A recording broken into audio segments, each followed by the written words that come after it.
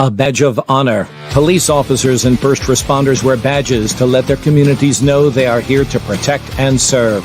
But that's not how it feels today, and the stress of the job is taking its toll, taking lives through suicide and post-traumatic stress injury. A Badge of Honor podcast features the cast of the same name, Sam Horwitz and John Salerno. Sam, John, and the team offer the first responders workshops through their critical incident stress management teams and mental health liaisons to offer state-certified T-Cole credit programs that save lives. It's time to smash through the stigma. It's time to heal from your injury, and it's time to back our blue. Welcome to A Badge of Honor podcast. Here are your hosts, Sam Horwitz and John Salerno. Hey, welcome to A Badge of Honor podcast with John and Sam. We are powered by the OBBM network. Man, please share our show, like our show, because by doing so, you are healing another first responder, a veteran, or somebody who's battling in the mental health with mental health issues. You know, we cover a wide range of services, and you never know who you're going to help by just sharing out our show. And just leave some notes in the comments and participate in it. Show, ask. We got some great guests on today. Sam, you want to introduce them? Hey, John, it's great to be with you. We just got off of doing an 8-hour workshop with a whole lot of awesome firefighters locally and their family members. And I'll tell you, the feedback that we're getting, that we got is so key. And it's really a validation of how involved the family truly wants to be with their first responder, and how much peer support that these firefighters already signed up to do, that are doing inside the firehouse, outside the firehouse. Their peer support has taken on such an incredible role, such a healing role. It's helping to smash the stigma surrounding mental health with our first responders. And it's something, John, that, you, me, Jeff, and John, we've been talking about for a long time. Jeff is a peer supporter through the ops program right here up the street.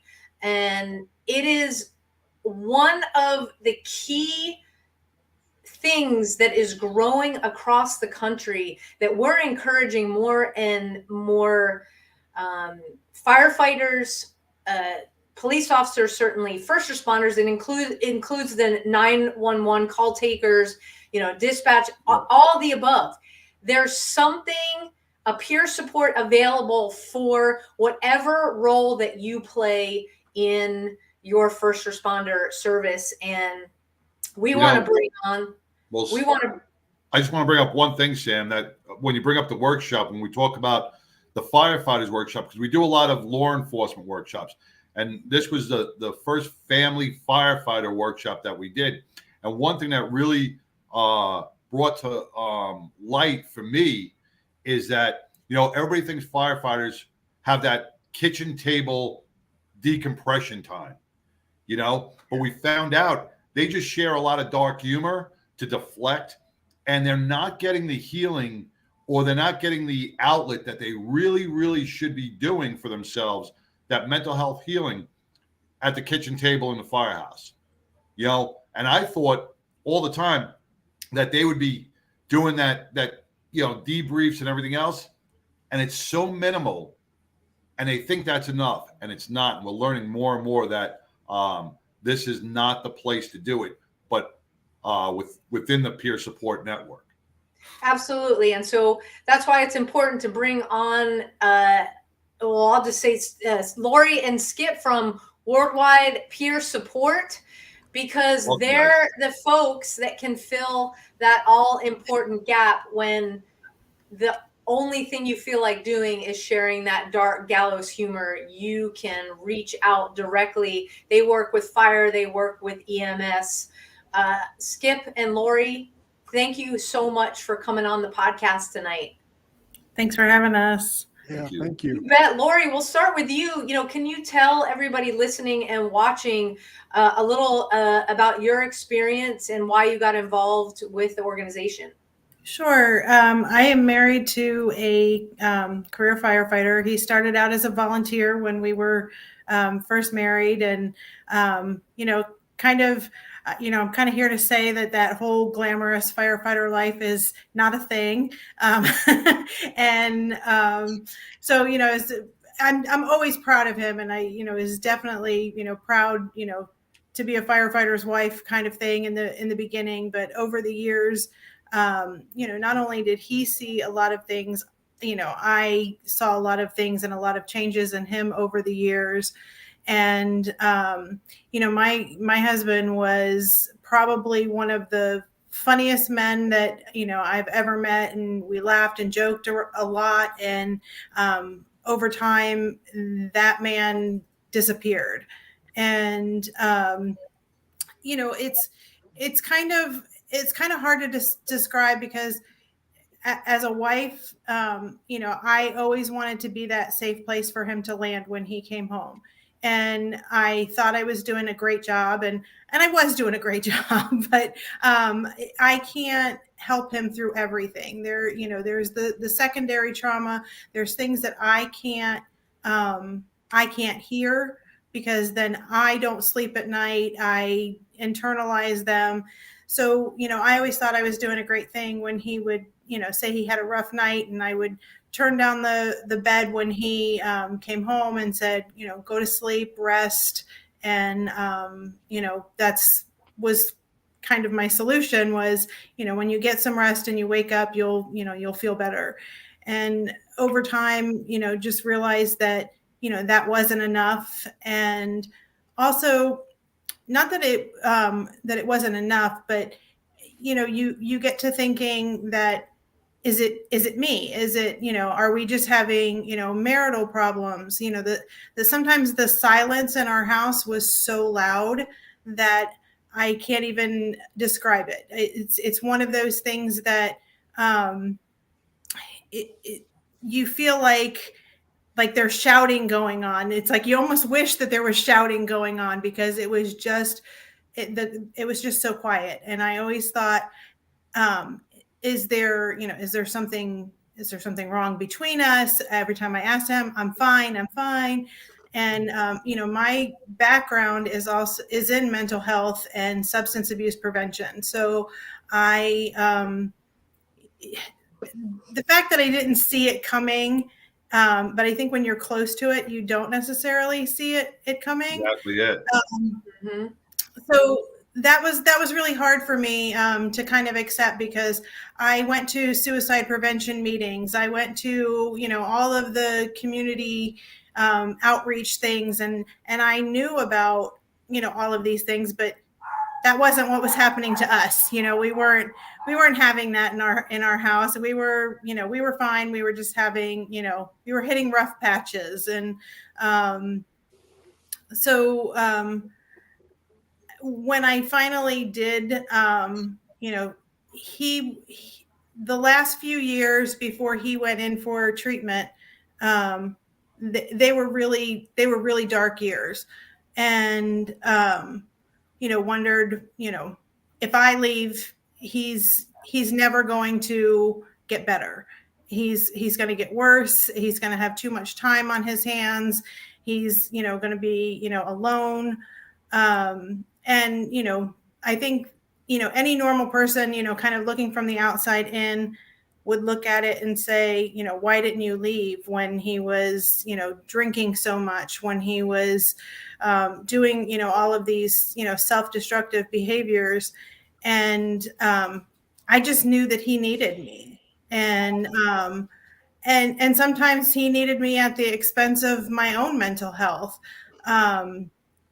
But like I said, I used to go to these suicide prevention meetings, and the whole time that I went, every once in a while I would say, we should really do something for our first responders. We should, and kind of bring those up in these meetings. And, it was never, not that it wasn't well received, because it was, but, there was other more pertinent issues. And so finally, when my husband went into treatment in August of 2020, I brought it up at another meeting. And this time I told my story. And I didn't feel like, up until then, I didn't feel that it was my story to tell. I felt that it was my husband's story. He was the one who was struggling. And I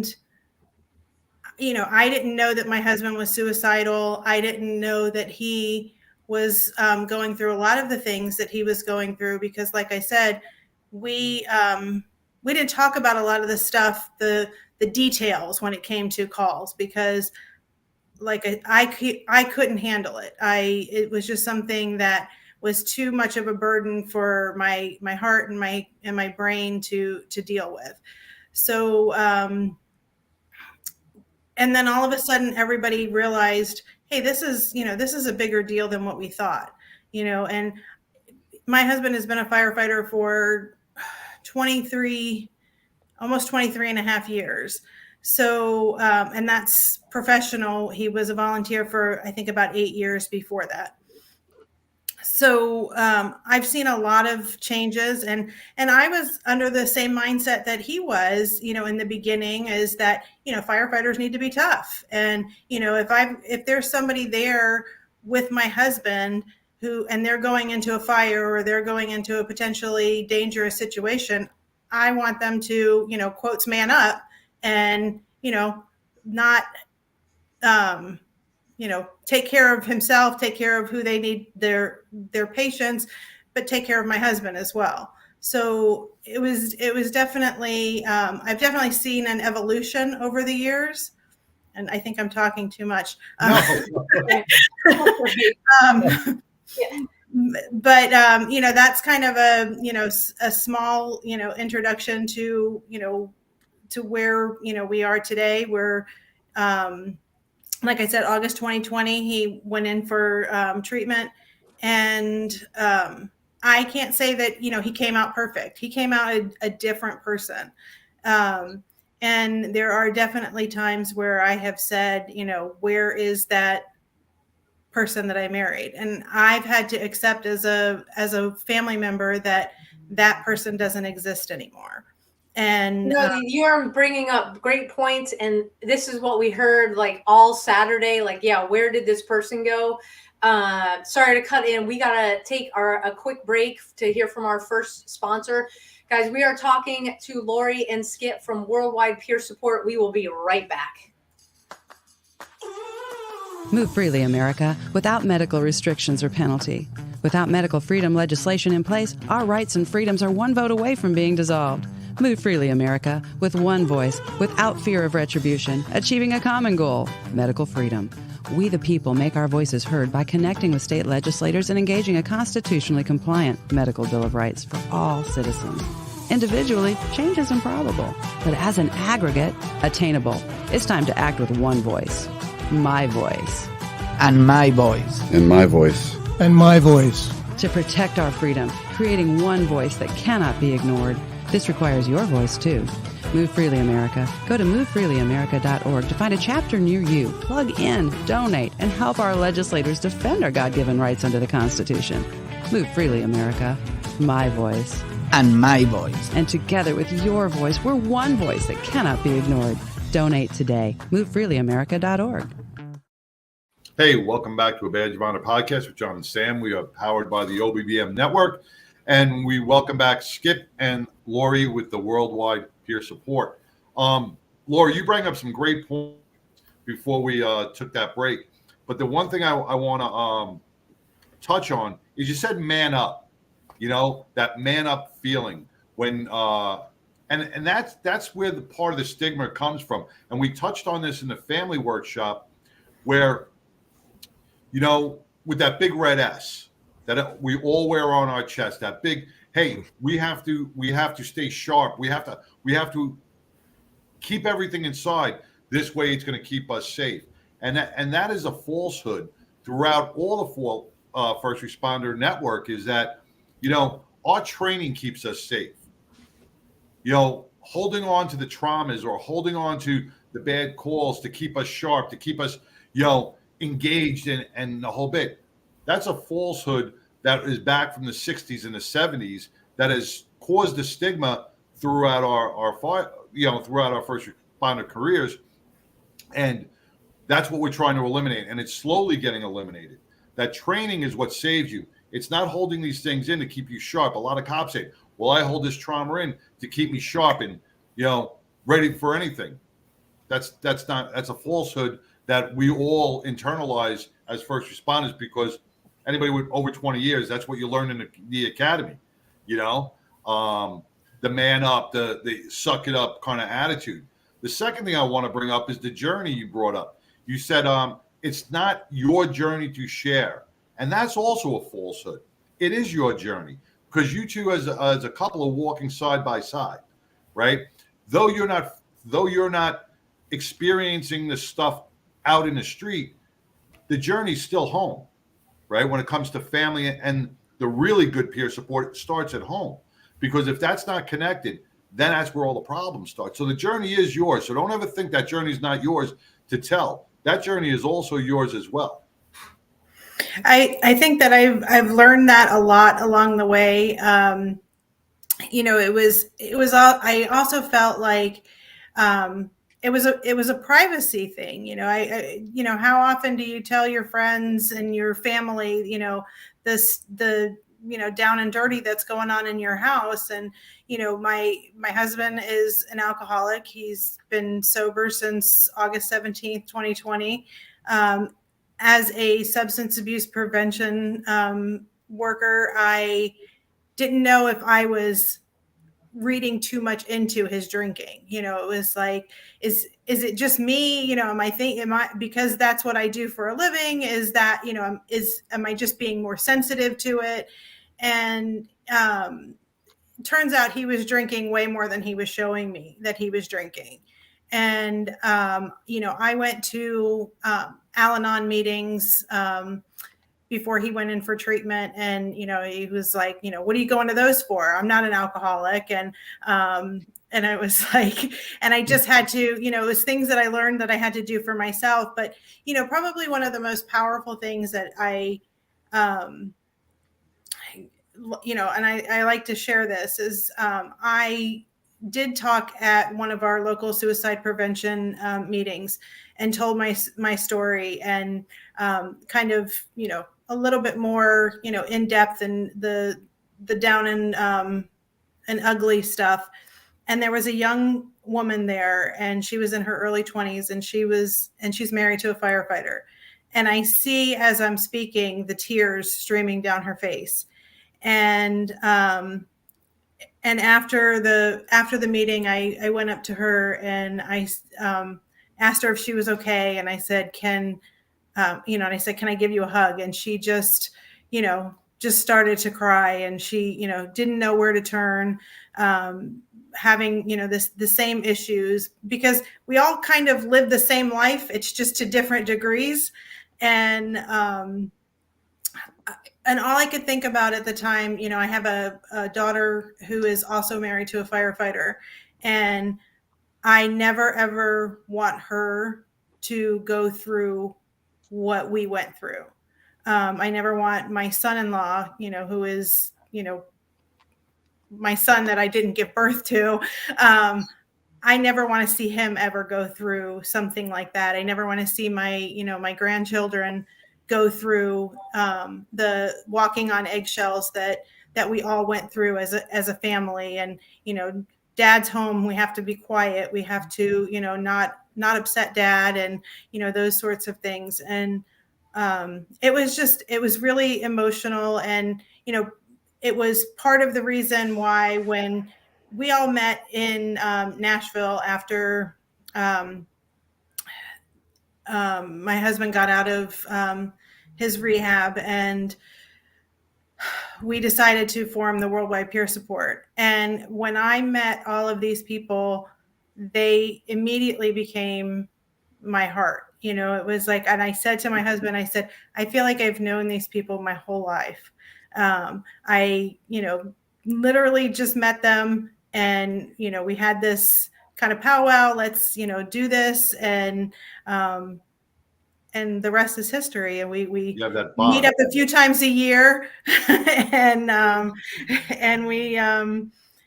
we just are, all like the best of friends. And it's been great therapy for me, but it's also, I like to think that it's good therapy for them too. And just to see the amount of people who have been touched by what we're doing. One of our founding members, her name is Jossie, and she has the best analogy. She said, and I give her credit where credit is due. She said, PTSD is contagious. And the secondary trauma that I went through because of my husband's trauma, I think will stay with me a lifetime. I've had EMDR therapy, which helped tremendously, but it's always going to be there. And it's a matter of, we need to have more, better days than we have had bad days, which we do. And, just kind of moving forward, helping people. I'm so proud of my husband.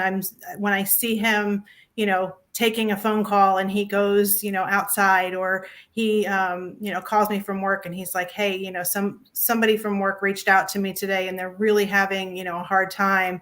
And he's able to, hug them and, cry with them. And it's okay for them to cry together. I couldn't be more proud of him. Well, that's fantastic. You said something, we got to take another quick break, but before we break, you said something that our partner, Jeff, always says, is that you never know when your story is going to unlock someone else's prison. And you certainly did that for the young lady when you gave your testimony and just put it out there. And that opens the door for healing that spans, you never know where it's going to go. And so you are absolutely changing lives. We're going to take a quick break. We will be right back. And Skip's going to tell his story. And this is awesome. So stay tuned, everybody. Good conversation. Interested in starting a podcast or TV show? Worried about what you'll say and how to keep it engaging? Think you'd like to be a guest on podcast, radio, or TV shows? Hi, I'm Susan Hamilton, owner and founder of OBBM Network, and I would like to invite you to an OBBM media training to get the tools you need for a relaxed and polished performance you'll be proud to share. Our specialized training techniques include role play, voice training, and everything you need to deliver a confident, clear, and engaging interaction. Go to offbeatbusiness.com. Go to the calendar and register for a training that's convenient for you. Dates available now, 214-714-0495. Hey, welcome back to a Badge of Honor podcast with John and Sam, with our wonderful guests, Skip and Lori. If you missed the first half of the show, it's definitely a great conversation opener. We're talking about the ripple effect. We're talking about how our traumas do affect our family members, and sometimes it's not even noticeable. So, Lori, I want to thank you so much for sharing that experience with us and sharing your story, your journey, and how it aligns with your husband's. And Skip, I want to talk about some of the boxes that you have in the back of you, because a big thing, and we discussed this before the show, is FDIC is coming up, and the progress that has been made within the fire service and the worldwide peer support system is really starting to catch on. And it's a positive aspect. That's what we got to look at. We got to keep looking and moving forward in the positive aspect. So, Skip, thank you. Hey, thank you, Sam and John, for the mission you guys do. It's like, we knew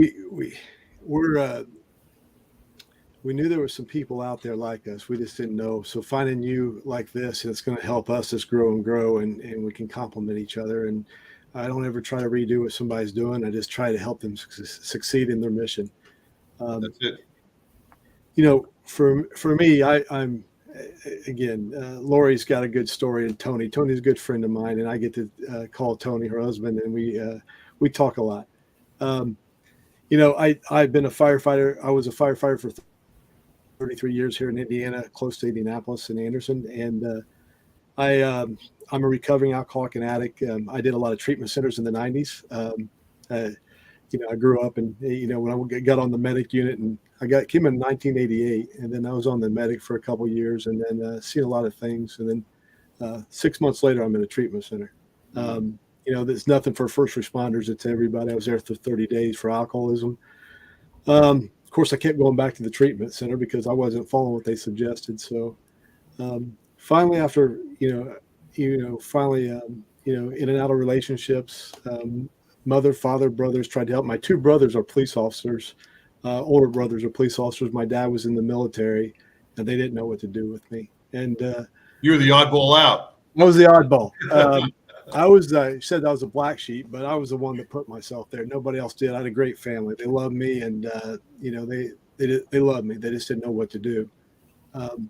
Finally, on February 7th of 2000, I took my last drink, and I didn't know that was going to be my last drink. And I quit putting needles in my arms. I used to shoot up a lot of cocaine. That's so I could drink more. But I quit drinking. I got in a recovery home, and I still worked at the fire department. They allowed me to, just live at the recovery home and go back and forth to the fire department. And then by that time, I was married for a few years, and I was still married.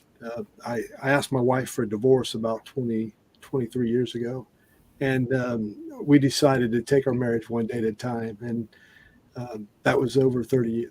We're married over 30 years now, and she's a saint.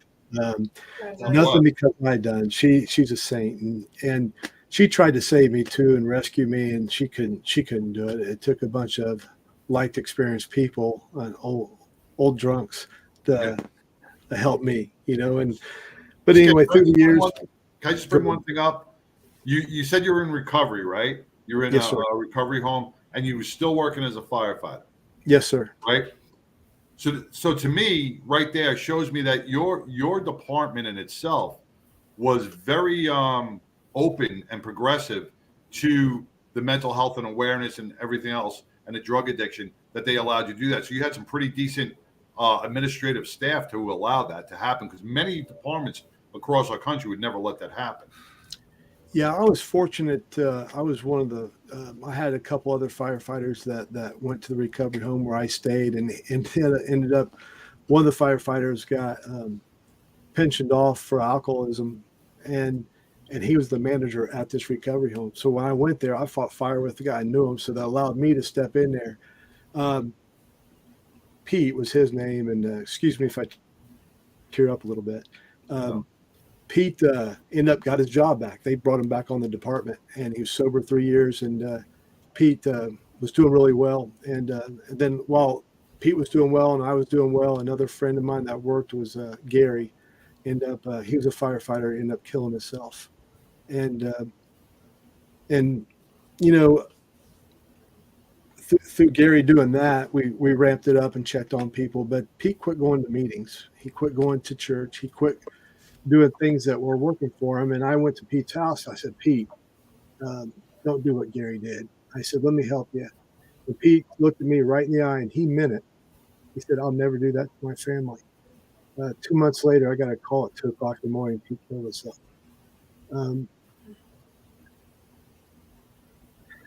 Yeah, sorry. Anyways, went to his funeral. We did what we needed to do there. And after a while, we started getting better at checking on each other and doing things and stuff. And then, I was doing really well. I was involved in the community. I do nonprofit work. I did the fire rescue house for fire victims. We started that. And when I say me, it's a team, always a team. But we started doing that. And I was, helping people that had a drug addiction or alcoholism problems. And then I got on the board for American Foundation for Suicide Prevention in 2015 here in Indiana. And I started doing working with suicide prevention and helping them understand first responders better so they could start reaching out. So we started doing that. I was on the CISM team. That's a critical incident stress debriefing team. I was on that too. And a treatment center took us under the umbrella and just started adopting us, helping sheriff's department and counseling us for free and doing all kinds of things. So we really had a good team going. And then in 2018, we went to FDIC for the first time, but it wasn't under the Worldwide Peer Support or the fire department. It was American Foundation of Suicide Prevention. Well, I had Pete and Gary's picture, and I set it there. And me and somebody else was only one, because there was a bunch of other events in Indianapolis. So all our volunteers that volunteered there couldn't come. So I was there, and we were in Lucas Oil Stadium. It was like Walt Disney World line to talk to me. And it wasn't me. It was the topic that we were there for suicide prevention. And I had a lot of different firefighters, young people crying about their runs. They don't have no peer support, or they had somebody that died or whatever. And then while I was talking to this group, another group was waiting to talk to me. And it was just overwhelming. And then a gentleman came over from England. He had a booth set up from England. He was selling rescue stuff. He goes, "There's a friend of mine in England that does something similar to that." I go, "What's that?" He goes, "He does emotional support swim dogs. His name's Pete Lewin." I go, "Really?" I said, "Could you give me Pete's information?" And he did. And after this FDIC, I got a hold of Pete. We started talking. And Pete was a paramedic in England, still is. And he does emotional support swim dogs with Newfoundlands. And so I told Pete, I said, "Hey, we need to do something." I said, "We need to create something." And we talked about, we called it the Worldwide Peer Support. And we brought Claire from Australia on to help us out through this. Well, I asked Pete to come to FDIC in 2019. And when I did that, he said, "Yes, I'll come there." And plus he stayed at my house. And when Pete came over, by then we formed the Worldwide Peer Support. I started the website and I started everything. And I thought, okay, I'm going to do this. Well, nobody knew it at the time, but I started the darkness came into my life again. I started cheating on my wife, and to try to fill that hole in my soul, because I wasn't going to drink or drug. And then after I did that, I said, how can I be this kind of person trying to help people, talking about faith? And here I'm doing this stuff. And I said, okay, I'm done. So my idea was, I'm going to start this organization, and I'm going to leave this behind, because I'm going to kill myself. I don't want to be in this world anymore. I'm tired of falling down and getting up. I just don't want to get up anymore. So that's the reason why when we came back to FDIC, the concept of the Worldwide Peer Support in 2019, we was partnered with the American Foundation of Suicide Prevention. I was going to leave this here for people to get better, because I just couldn't do it. I said, here I had all the treatment. I've had the counselors. I had this, and I just said, here I just can't do it anymore. But the head of our peer support that I appointed, the head of our peer support, seen some changes in me. And in those changes, he confronted me. And when he confronted me, I told him, I said, he goes, "Skip, you've been isolating. You're not being around the guys anymore." He goes, "Are you thinking about killing yourself?" And I said, "Man, I'd never do that to my family." The same conversation from 20 years ago I had with Pete hit me. And I broke down. And I said, I just don't want to be here no more. Man, I'm being unfaithful to my wife, my kids, and I just can't do it no more. And that's when he did what he needed to do to get me help. And I wanted to be a little bit more alive than dead, I guess. And then I went to the Center of Excellence in Maryland and got some help for PTSD, depression, and all those years of runs that I had that I never dealt with. But that's a little of the story that got me help in 2020. And well, I'm glad you're here. We're glad you're here. Yeah. Thank you, Sharon. Yeah, you're seriously, the work that you've done, since that time, you know that just by sharing the story, and as we're talking, I'm watching the numbers of people that are watching right now go up. Sure. That you are not only connecting directly, you're letting people know, like we wear the shirts, that they're not alone. Yeah. And that no matter how dark it gets, just hang on. There is light. You just got to hang on to find it. And, we got to take another break here. We are talking with Skip and Lori from Worldwide Peer Support. We will be right back. All right.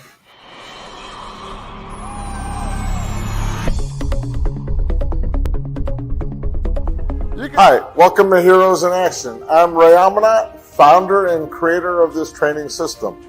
I originally made it so that everyone can train for free.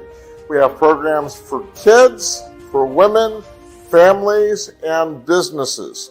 I'm an author, speaker, and educator on everything that has to do with violence and bullying prevention education. If you'd like more information about who we are and what our programs are, please go to our website at heroesinaction.us or give me a call if you have any questions at 727-314-2534. We hope to see you here to train.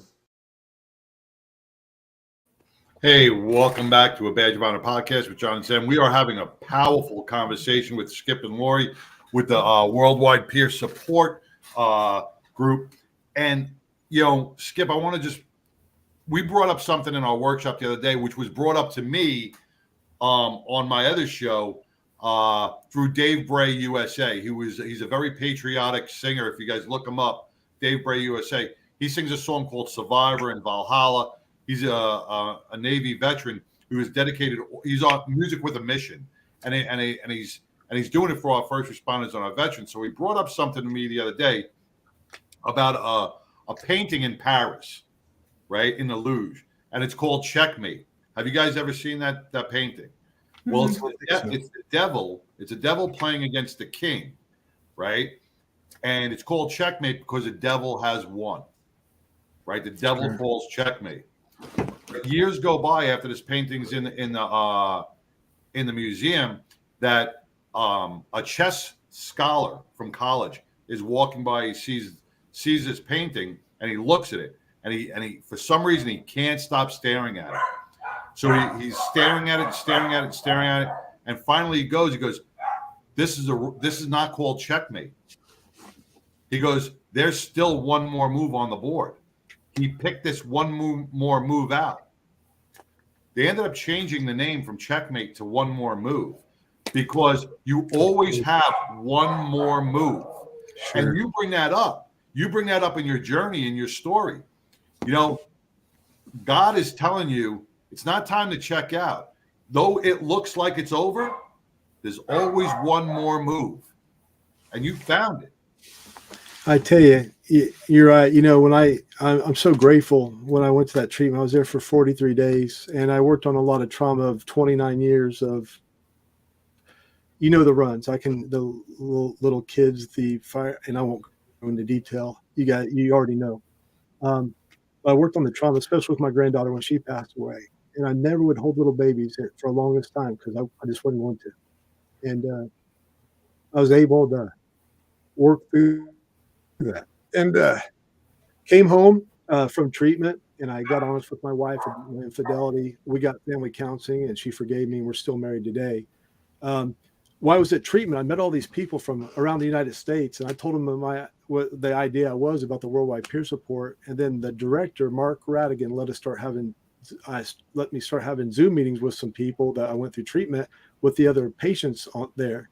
And then all of a sudden it grew these other patients, and that's where I met Tony at, and they wanted to be a part of this organization. And as Lori said, we grew so much that all of us met in Nashville, and then we formed the organization, which we are a nonprofit now. But that's where I've been. I did get me Pete.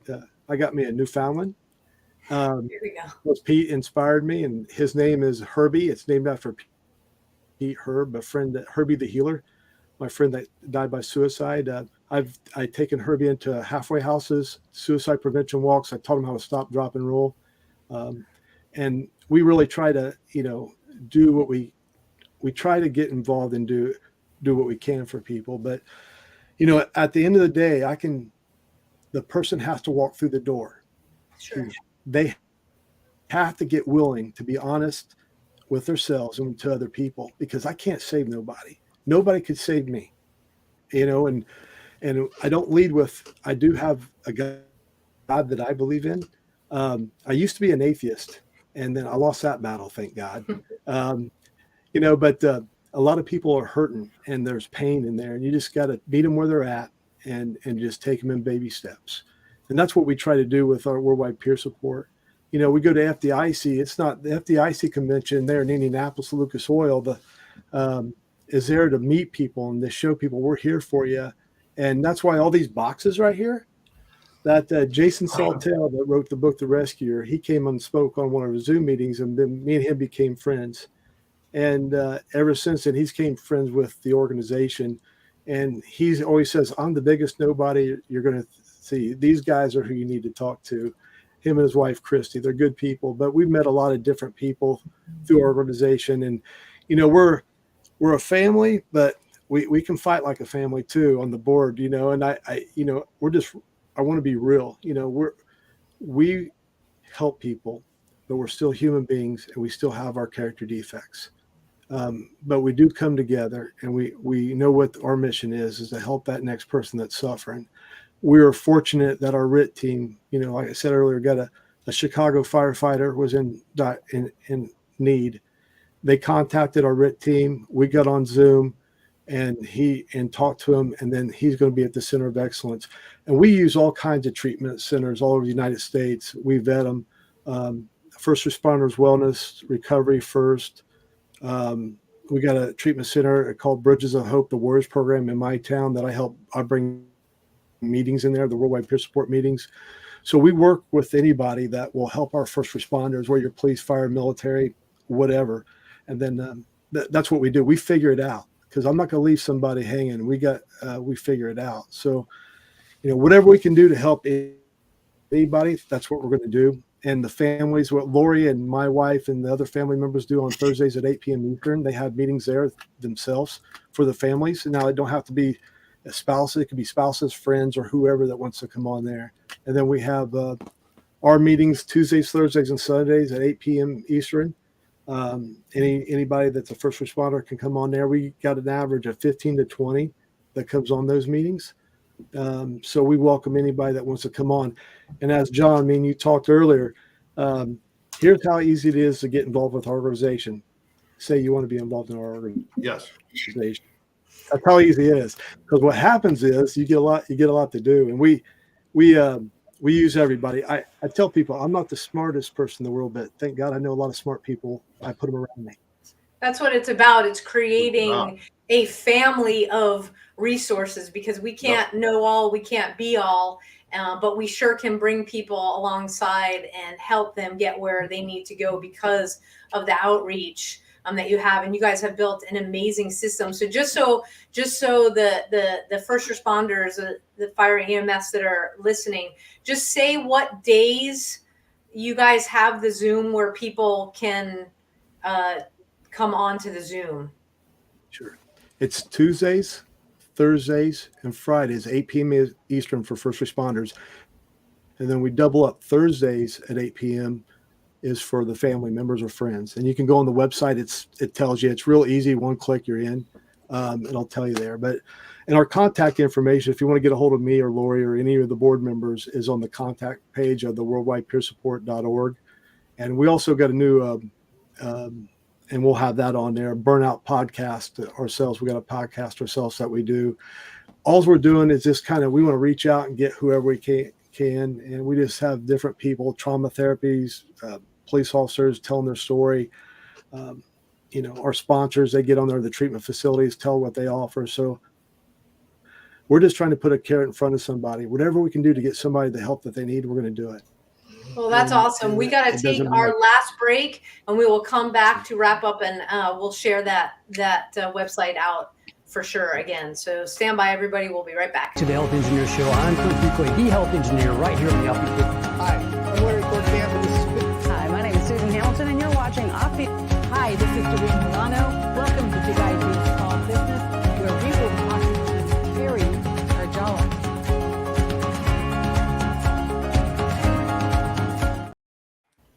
Hey, welcome back to a Badge of Honor podcast with John and Sam. See, Lori, your head was down too. Mine too. My supportive family is texting me through the whole thing. Well, we're back with Skip and Lori with the worldwide peer support group. And before we broke, Skip, you brought up another thing, is that when you talked about your podcast and you're getting those resources out there. And that's what that's what we do in the Badge of Honor. Well, the more resources we can get out there, we're not going to save everybody, because like you said, that person's going to want, they're going to want to get help, before we can give them, the water to drink it.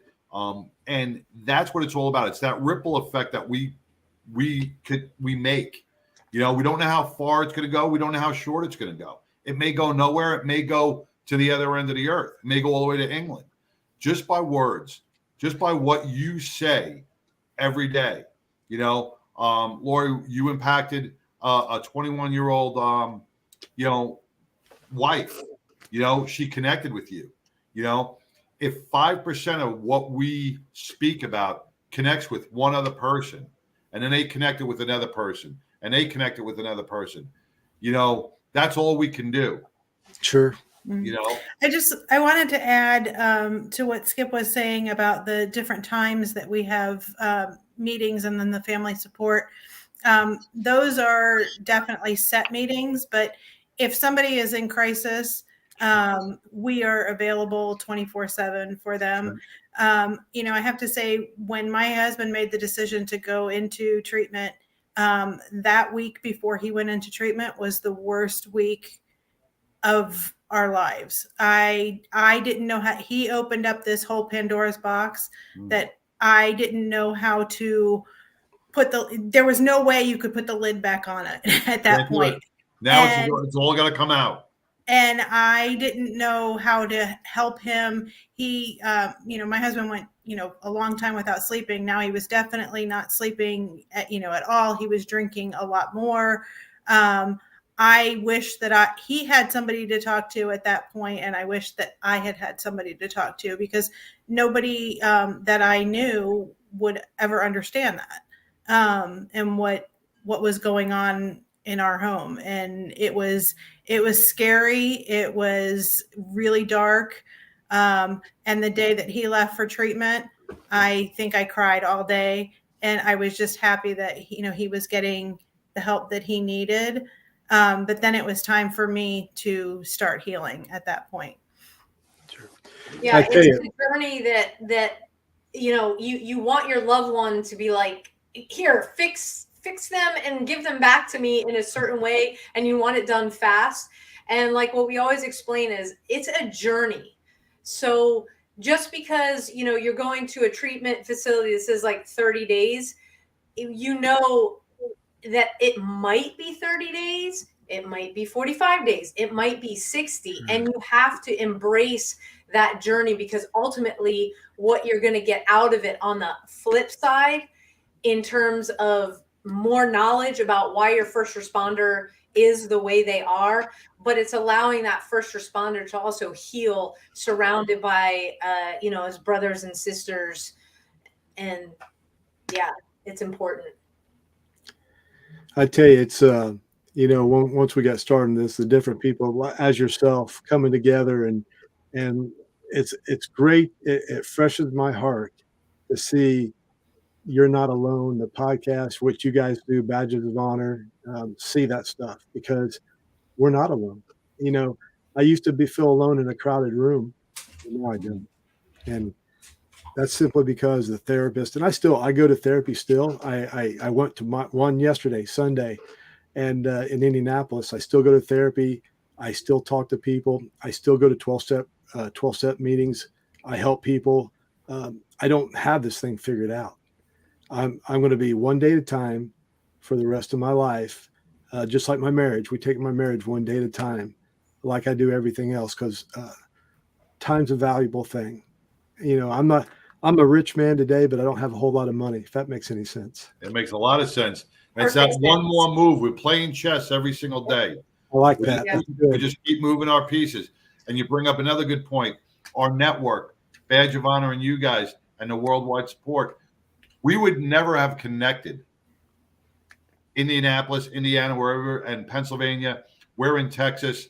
We would have never connected, but something up above is putting us in these positions. We don't know if we'll ever help each other out on issues, but you know what? We know that we're there, that we can use each other, and we can help each other. And you know what? One day you're going to turn around and say, hey, I got a firefighter in Texas that needs help. And you can say, John's in Texas. Somebody you would have never, ever known. I'm stalking you now, John. We're putting to work. When you said you guys would help Texas, I said okay. You're in. I'm a stalker. All right.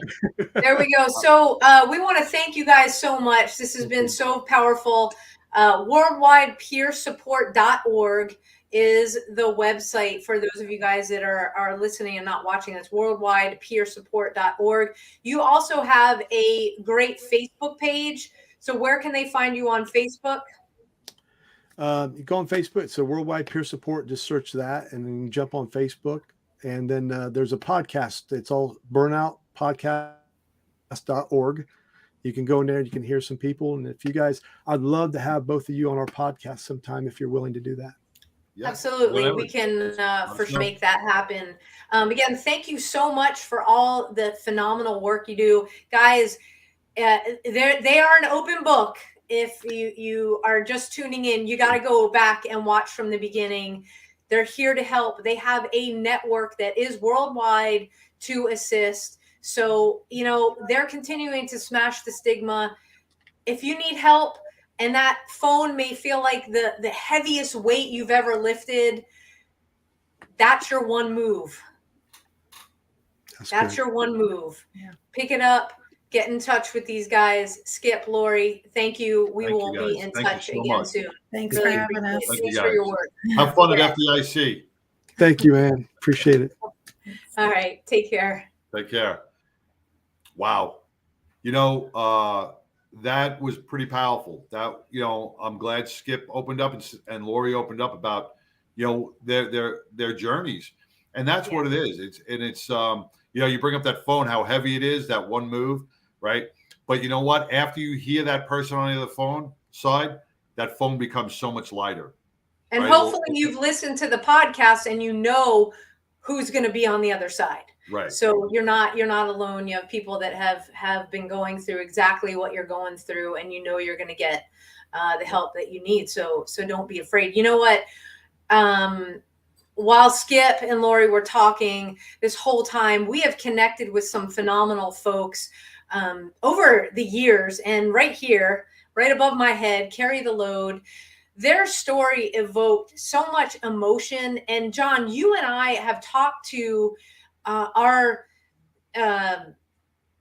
folks that do peer support, but they're also connected to the military and other organizations for first responders. They are nonprofit partners with us in a mission called Carry the Load. If you've never heard of it, it is all about bringing back the true meaning of Memorial Day, remembering those on active duty, our veterans, our law enforcement, all of our first responders, what they do every day, the sacrifices they make, and the ability to directly give back to organizations that are making a difference in this world. And that's what it takes. It's a family, right? So we got Worldwide Peer Support. Now they're part of a Badge of Honor's family. Yes. And that's how we really have to look at it. So if you want more information about Carry the Load, we have made it super easy. Just go to abadgeofhonor.com, our website, scroll down, you'll see Carry the Load's logo, click on it. You can join our team. If you are across the nation, you can join our team. You can participate in one of the, I think they're up to, I want to say 5, but I think there's 6 relays. And we all meet in Dallas at Reverchon Park over the Memorial Day weekend, which is Sunday, Monday. Yep. And if you want to donate, you can donate too. It's all right there. Click on the Carry the Load logo on our website. And just so everybody knows, what you donate actually comes back to us. That's what it means to be a nonprofit partner with Carry the Load. John and I have really personal stories from September 11th. We've told them a lot, but I know that I'm carrying the 412. And I know, John, that you and I, in addition to the 412, which includes a dog, a police dog, a canine, it also includes those that we've lost right here close to us. Most recently, right across the bridge from me. So our hearts and our prayers go out to the Rockwall County district attorney's office who lost their chief investigator over the weekend.